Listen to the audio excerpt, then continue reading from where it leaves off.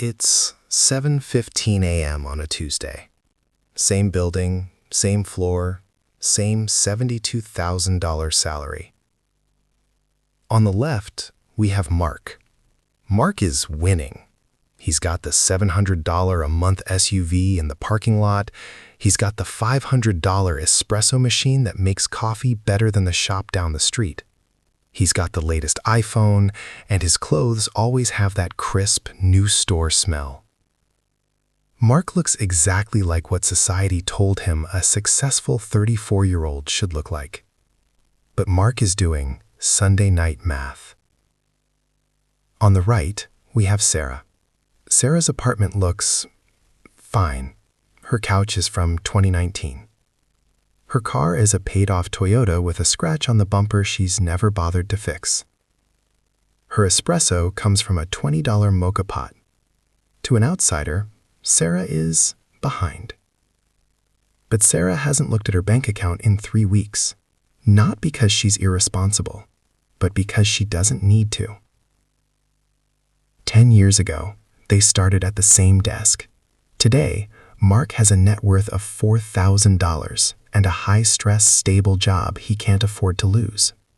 Sarah has $312,000 compounding in the background. My name's Nick. I spend way too much time running the math on why some people escape the financial hamster wheel while others run on it until they're 70. Today, I'm going to show you this 7-year floor, the invisible framework that explains why the first few years of saving feel like a scam, and why if you can just stay boring long enough, the math eventually takes over and does the work for you. The invisible tax of stable. Don't forget to like the video and subscribe to the channel for more content like this. It really helps support the channel. We've been sold a lie about the word stable. In the 1960s, a stable job meant a 40-year career and a pension. In 2026, a stable job is just a high-paying client that can fire you via a Zoom link at 8 a.m. on a Friday. When Mark gets a $5,000 raise, he does what reasonable people do. He upgrades his lifestyle. He moves to a nicer neighborhood. He buys better groceries. Every time his income goes up, his floor, the minimum amount of money he needs to survive, goes up with it. Mark isn't building wealth. He's building a cage. The bars are made of car payments and subscription tiers. Sarah treats her job differently. She views her salary as seed corn. She knows that the system is designed to turn you into a high-volume consumer. The banks, the dealerships, even your HR benefits portal, they are all designed to keep you comfortable enough to keep working, but leveraged enough that you can't walk away. The $948 literacy tax is real. That's the average amount Americans lose every year just by not understanding how the machine works. Over 40 years, that's $200,000 you just handed back to the house. The 7-5-3-1 rule. If you've ever looked at your 401k after 2 years of hard work and thought, this is it? I saved $10,000 and the market only grew by $600, I might as well have bought the jet ski. Then this part is for you. Compounding is a backloaded miracle. It's a 10-chapter book where nothing happens until chapter 8. Here is the 7-5-3-1 rule for your brain. The 7-year floor.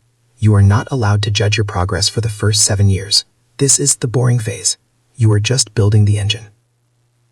The 5-category defense. You stop betting on the next big thing, crypto, AI startups, gold, and you put 80% into the broad market. The 3-year gap. Every 3 years, the market will try to scare you. It will drop 20%. The news will say the world is ending. This is the panic tax. If you pay it by selling, you lose. The 1% edge.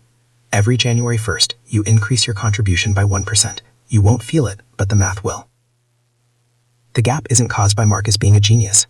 It's caused by Marcus being too boring to quit. The unsexy habits. If you want the extraordinary late years, you have to survive the aggressively boring early years. Here are the habits that actually move the needle. The 10-year Honda Flex. Driving a car until the door handle peels. Why? Because a $700 car payment invested at 8% for 10 years is $130,000. That's not a car. That's a decade of early retirement. The slow cooker Sunday. It's not about the rice and beans. It's about margin. Margin is the gap between what you earn and what you need. The automated vanish. If you have to choose to save every month, you will eventually fail. You have to make the money vanish before your lifestyle brain sees it. The crossover point. There is a morning, usually around year 12 or 15, where something weird happens. You open your app, and you realize that your investments grew by more than your entire annual salary. You didn't go to work for that money. You didn't sit in a meeting for it. You didn't deal with a VP of something for it. The math just performed. That is the crossover point. When you hit that point, your stable job becomes a choice. You can stay because you like the work, or you can walk away because you don't like the boss. Mark can't walk away. Mark is 55 and he's still running Sunday night math. He's worried about a transmission repair. He's worried about a layoff. Sarah is 55, and she's sitting on her porch with a mocha pot coffee. She's not rich in the way Hollywood shows it. She doesn't have a yacht, but she has something better. She has her own time. The system doesn't want you to be Sarah. It wants you to be Mark. It wants you to be a reliable customer for the next 40 years. Don't be a customer. Be a builder. Pick one unsexy habit this week. Automate $50. Drive the old car one more year. Stop waiting for the exciting version of finance. It doesn't exist.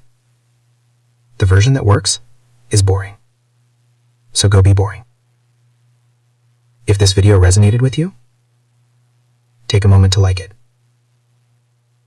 And if you want to explore more of these quiet, deeper ideas, subscribe to the channel. There's more coming.